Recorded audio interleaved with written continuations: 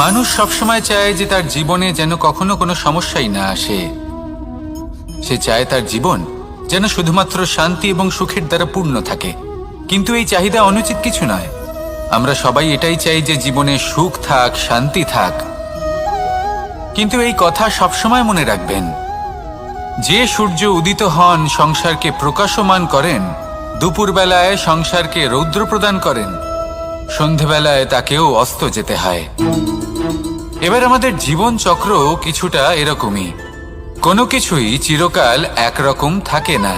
কখনো এই নদীকে দেখুন, যা বয়ে চলেছে। এই নদী যা বয়ে চলেছে তার পথেও অনেক বিপদ আসে। বড় বড় পাথরের সম্মুখীন হয়ে তাকেও সামনে এগিয়ে যেতে হয়। একটি পুকুর যা চারদিক থেকে ঘেরা, তার জীবনে কিন্তু কোনো সমস্যা নেই। কিন্তু এই সংসারে পুকুরের পুজো করা হয় না, পুজো করা হয় নদীকে।